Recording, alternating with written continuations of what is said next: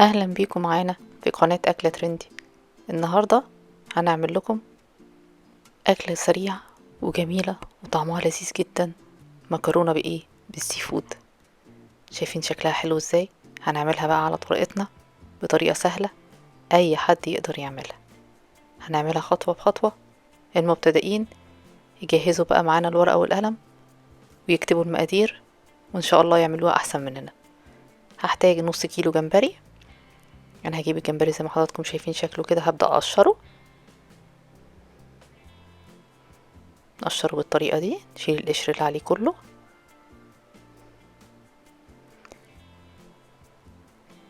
حسب نوع الجمبري اللي عندنا طبعا. لو استخدمنا جمبري كبير نفتح الظهر بتاعه. انا هوريكم ازاي بنفتح الظهر.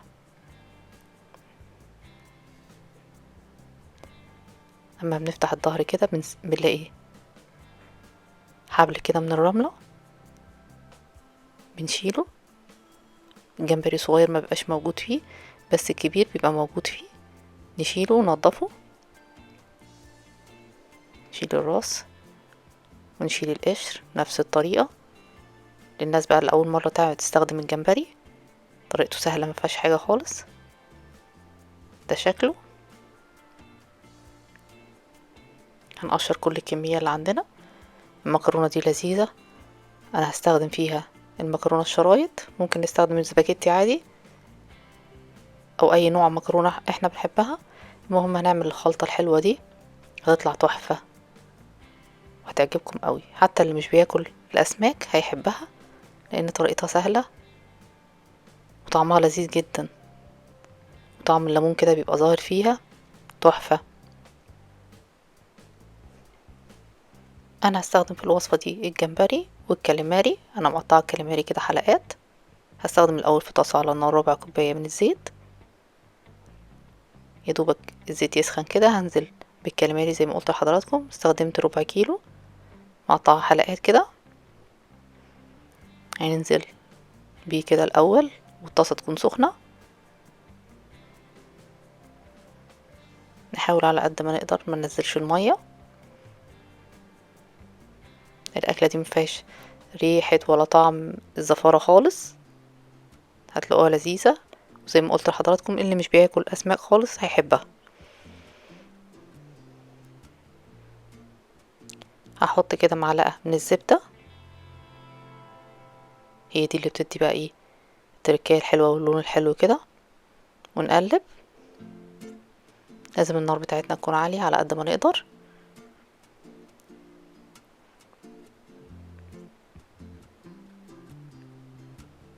يا دوبك كده يكتم بس المية اللي فيه زي ما انتوا شايفين. هنقلب تقليبة كده.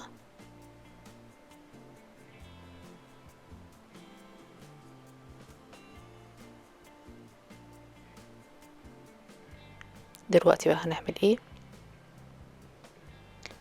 بعد ما قلبنا كويس، شايفين دلوقتي خلاص بدأ يدخل في السوا. هنحطه كده على جنب ونبدأ ننزل بقى بالجمبري واحدة واحدة كده عشان الطاسة بتاعتنا ما تبردش. اهم حاجة زي ما قلت حضراتكم نسويه على نار عالية. ننزل بكل كمية كده. احنا بالحركة دي بنكتم المية كده في السي فود بتاعتنا عشان ما ينزلش زفارة ولا اي ريحة وحشة في المكرونة. حتى الخلطة دي اللي هتشوفوها في الاخر يعني تنفع تتاكل لوحدها كده مع اي حاجة، مش لازم مع المكرونة دي. ممكن تتاكل عادي مع رز ابيض، ممكن تتاكل حتى بالعيش سندوتشات. تحفة، خلطة تحفة. شايفين الجمبري بدأ يغير لونه اهو.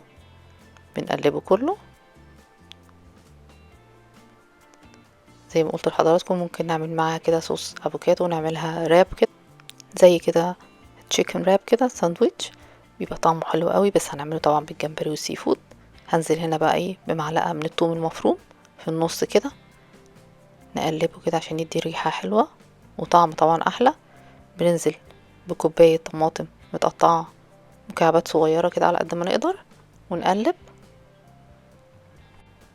نقلب الطماطم كده لحد ما يبدأ كده لونها شوية يتغير. هنضيف معلقتين كبار من الصلصة ومعلقة كبيرة من الشطة المهروسة. انا مستخدمة شطة عادية مش الحراقة يعني. اللي عاوز يضيف سبايسي بقى يبقى هو حر بقى، كل واحد حسب رغبته.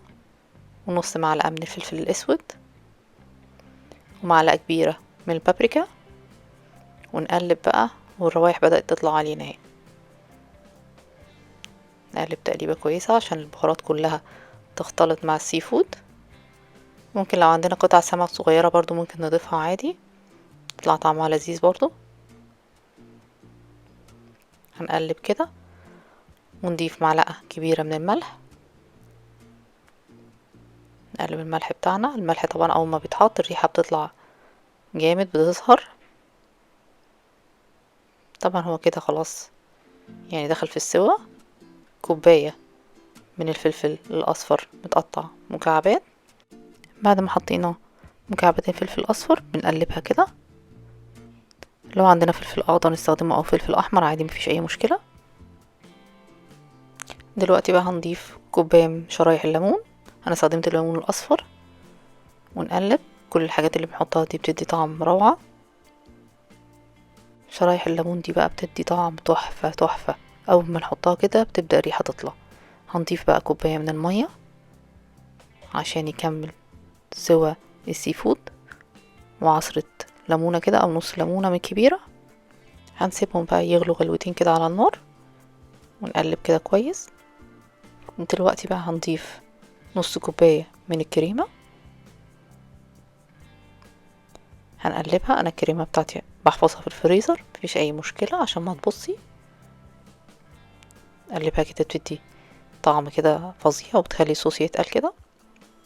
انا عندي هنا مستخدمة مكرونة شرايط مسلوقة.